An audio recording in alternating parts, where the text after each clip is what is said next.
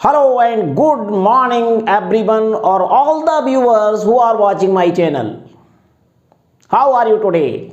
Welcome back to my class Patsarya Chemistry Classes Gwalior.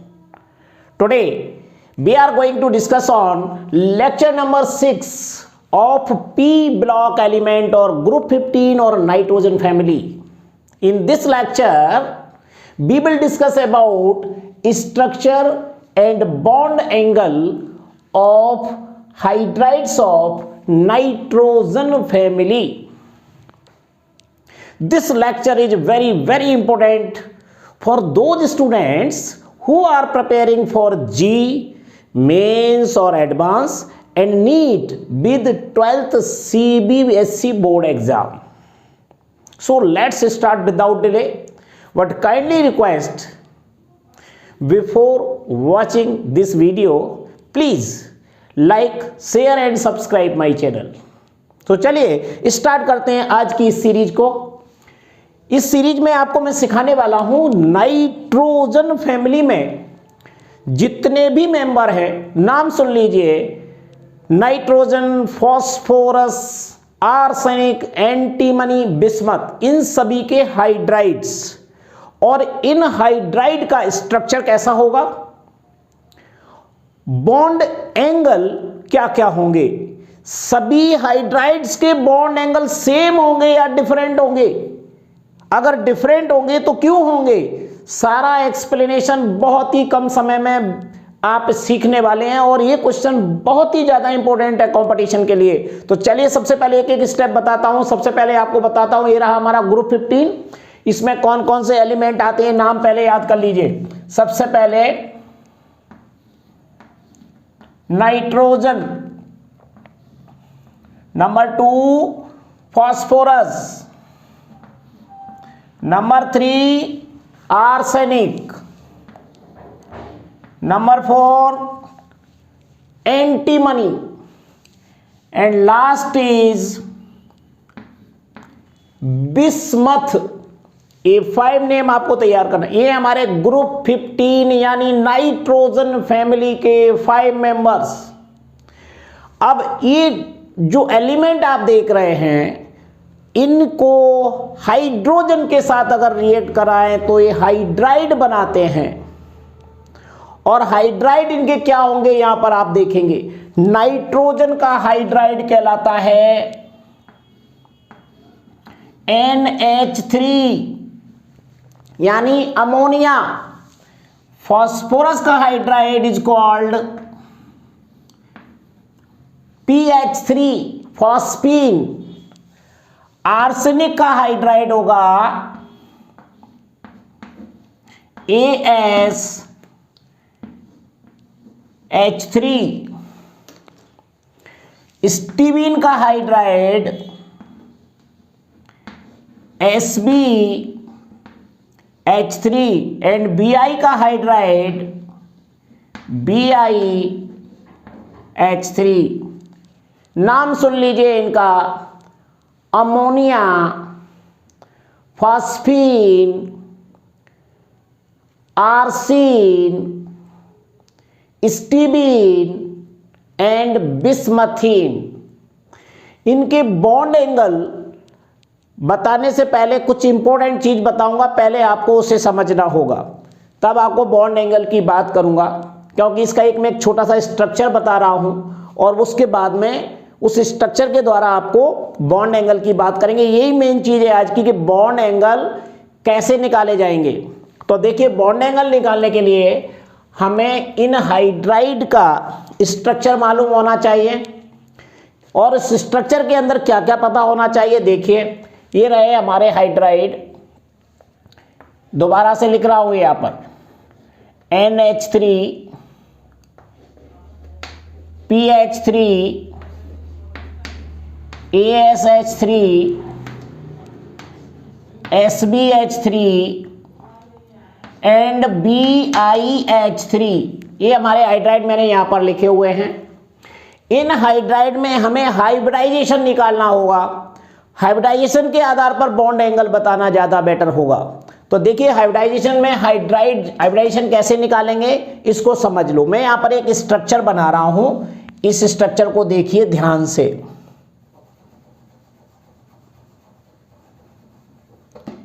ये देखिए यहां पर मैंने ये वर्ड लिख रहा हूं ई। अभी मतलब बताऊंगा कि ई का क्या मतलब है। इस ई से आप देखेंगे यहां पर मैं एक लोन पेयर बना रहा हूं और इस ई से इस तरीके से 3 हाइड्रोजन अटैच हैं। ये देखिए ओके, एक और हाइड्रोजन मैं यहां पर अटैच कर रहा हूं।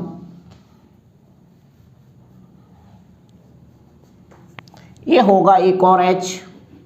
ये देखो ये स्ट्रक्चर आपको दिख रहा होगा। यहां पर E का मतलब है E इज इक्वल टू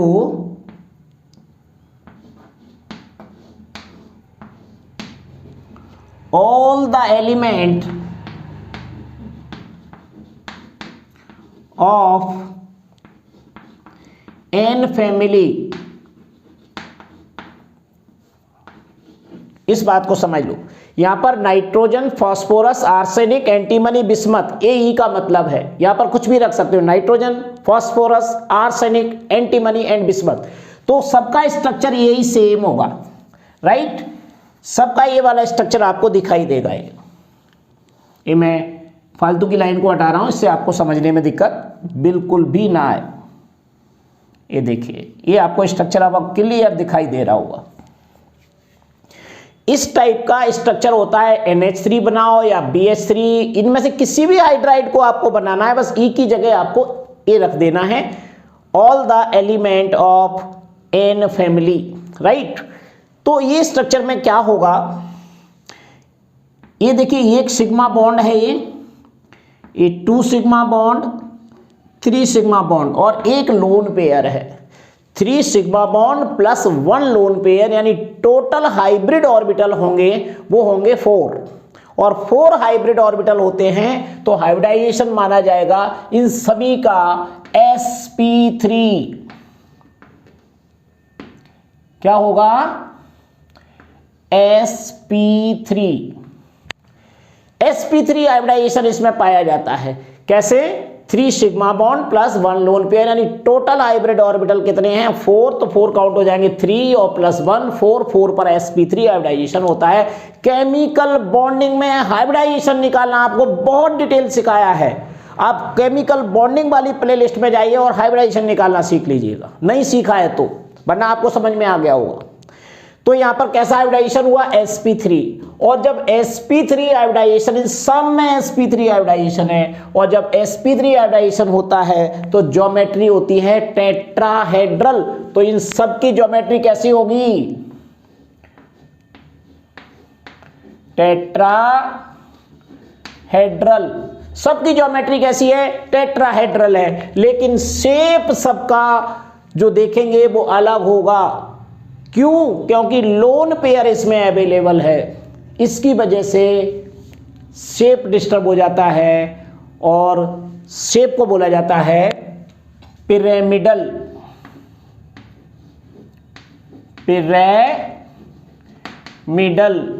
तो पिरामिडल शेप होता है इन सभी का। sp3 हाइब्रिडाइजेशन, टेट्राहेड्रल ज्योमेट्री और पिरामिडल शेप होगा इन सब हाइड्राइड्स का। अब बात आती है बॉन्ड एंगल की। जब sp3 हाइब्रिडाइजेशन होता है कहीं भी, पूरी केमिस्ट्री में किसी का भी हाइब्रिडाइजेशन अगर sp3 है और उसमें सेंट्रल एटम पर कोई भी लोन पेयर नहीं है, तो बॉन्ड एंगल होगा 109.5 डिग्री या 109 डिग्री 28 मिनट, ऐसे बोल सकते हो। 109.5 डिग्री ये बॉन्ड एंगल होगा sp3 हाइब्रिडाइजेशन होने पर। लेकिन इन सब में आप देखेंगे सेंट्रल एटम यानी nitrogen, phosphorus, arsenic, antimony and bismuth, इन सब पर लोन पेयर अवेलेबल होने की वजह से बॉन्ड एंगल कम हो जाता है। कम क्यों हो जाता है इसका एक्सप्लेनेशन मैं आपको यहां पर बताऊंगा, लेकिन फिलहाल बताते हैं कि बॉन्ड एंगल किसी का भी 109.5 तो नहीं है, तो ये कितना कम हो जाता है। देखिए अमोनिया का बॉन्ड एंगल होता है 107.8 डिग्री। ओके, दूसरा देखिए ये होता है 93.6 डिग्री। देखिए एक और कम हो गए, यानी सब 109 से कम होंगे, और 109 से कम होने पर नीचे की तरफ और कम होते चले जा रहे हैं। तो अगले वाले का अगर आप देखेंगे तो ये होगा 91.8 डिग्री, और नीचे की तरफ आते हैं तो ये रह जाएगा 91.3 डिग्री, और नीचे आए ये रह जाएगा 90 डिग्री। ये देख लीजिए, ये हमारे बॉन्ड एंगल है। याद करना पड़ेंगे आपको, बहुत ही ज्यादा एग्जाम्स में पूछे जाते हैं। उसके बाद इसका रीजन पूछा जाता है, क्यों ऐसा होता है, वो सब सीखेंगे आज इसके लेक्चर में। और दूसरी जगह भी क्वेश्चन आता है तो आपका वही एक्सप्लेनेशन आपको देना है। तो down the growth bond angle is decreases, तो डिक्रीज हो गया, ये बात आपको समझ में आ गई। अब बॉन्ड एंगल क्या है ये और देख लीजिए, ये है बॉन्ड एंगल, इसे बोला जाता है ये EH, जैसे बोल सकते HEH, ये HEH, ये बॉन्ड एंगल है। ये देख लीजिए, ये है हमारा बॉन्ड एंगल, ये बॉन्ड एंगल होता है इन सब का। अब यहां पर आप देखेंगे कि लोन पेयर है ये, और ये हमारा बॉन्ड लगा है, इसको बोलते हैं बॉन्ड पेयर। लोन पेयर है इसलिए लोन पेयर। इन दोनों के बीच में भी रिपल्सन पाया जाता है। ये कौन बताता है? VSEPR थ्योरी, जो केमिकल बॉन्डिंग में आपको सिखाई गई थी, उसके अकॉर्डिंग लोन पेयर और बॉन्ड पेयर में रिपल्सन होता है, और बॉन्ड पेयर और बॉन्ड पेयर में भी रिपल्सन होता है। लेकिन लोन पेयर और बॉन्ड पेयर में जो रिपल्सन होता है वो बॉन्ड पेयर रिपल्सन से ज्यादा होता है। ओके, इसकी वजह से बॉन्ड एंगल कम हो जाता है। इसको मैं अभी और एक और तरीके से सिखाऊंगा, अभी फिलहाल आपको बता दिया। ये कहलाता है LPBP, ये LPBP है, और ये क्या कहलाएगा? ये कहलाएगा BP, यानी बॉन्ड पेयर, ये वाला बॉन्ड पेयर रिपल्सन, और ये लोन पेयर बॉन्ड पेयर। एक और होता है लोन पेयर रिपल्सन, जब इसमें लोन पेयर की संख्या एक से ज्यादा होती, इसमें एक पेयर है, दो पेयर होते तो लोन पेयर रिपल्सन होता, वो और ज्यादा होता। तो यहां पर ये दो रिपल्सन होंगे, इनका असर पड़ेगा, बताऊंगा कैसे। तो ये आपको इसका स्ट्रक्चर समझ में आ गया। ये क्या है? स्ट्रक्चर है, किसका है? NH3 का, PH3 का, ASH3 का, SbH3 एंड BiH3 के, सबके स्ट्रक्चर आपको इस तरीके से बनाना है। तो ये मैंने बता दिया पिरामिडल है। अब मैं आपको बताता हूं कि बॉन्ड एंगल 109.5 से कम क्यों होता है, और ये फिर नीचे की साइड में क्यों कम होता जाता है। बड़ा सिंपल सा एक्सप्लेनेशन है, कम से कम 4 से 5 वर्ड आपको याद रखना पड़ेंगे। नंबर 1 एक्सप्लेनेशन देख लीजिए। पहला पॉइंट आपको याद रखना है, मैं नाइट्रोजन की बात कर रहा हूं, नाइट्रोजन से बिस्मथ की ओर आपका चेंजिंग आएगा। तो सबसे पहले मैं किसकी बात करूंगा? नाइट्रोजन की। इस अमोनिया के अंदर सेंट्रल एटम की बात कर रहा हूं। तो यहां पर याद रखिए इसका स्मॉल साइज। पहली चीज, नाइट्रोजन का साइज सबसे छोटा है अपने ग्रुप के अंदर। तो साइज छोटा होने से और क्या होगा? साइज छोटा होने की वजह से सेकेंड बात है हाई इलेक्ट्रो निगेटिविटी,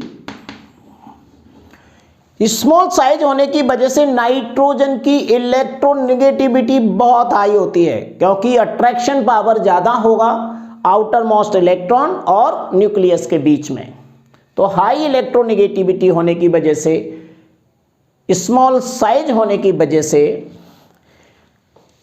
और क्या क्या हो सकता है, मैं ड्यू टू बात कर रहा हूं कि ये बॉन्ड एंगल 109.5 से कम क्यों हो जाता है, उसके लिए 4 बातें काम करती हैं जिसकी वजह से ये कम होता है। तो पहला बात है small in size, high electronegativity, और तीसरा पॉइंट क्या होगा, स्मॉल साइज है तो highest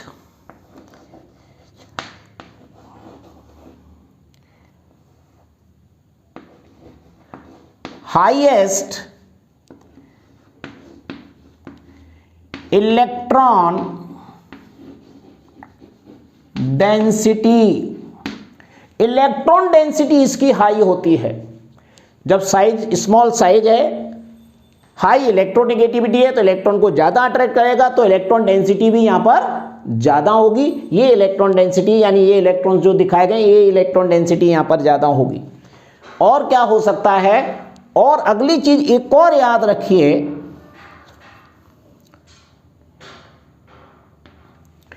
lone pair bond pair repulsion, ये भी इसमें सबसे ज्यादा होता है, जो मैंने अभी बात की थी। तो देखिए यहां पर लिखूंगा LP BP repulsion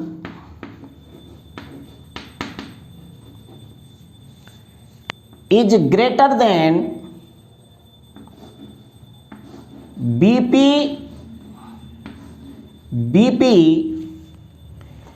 LP BP repulsion is greater than BP BP repulsion, ये बिंदी लगा दी। मैक्सिमम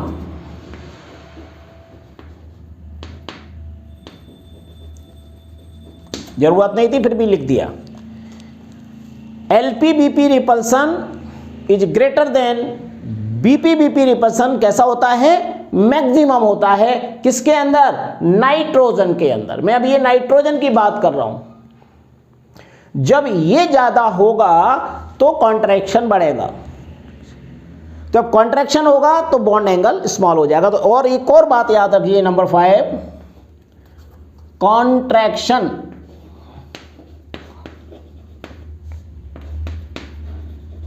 between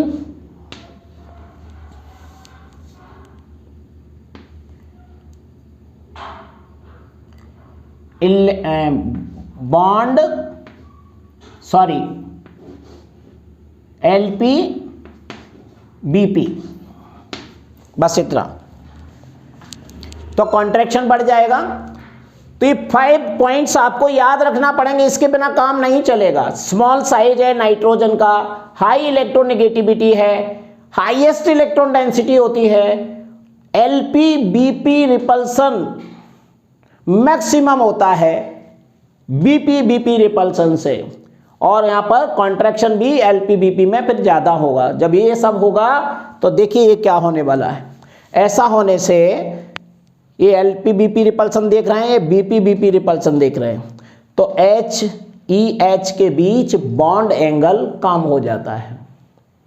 ऐसा सभी में हो रहा है, लेकिन ये बॉन्ड एंगल और भी कम होता चला जा रहा। कम तो होता है, ये तो पक्का हो गया, लेकिन इनमें ऊपर से नीचे आने पे कम होना है। तो इसके लिए आपको ये बताना है।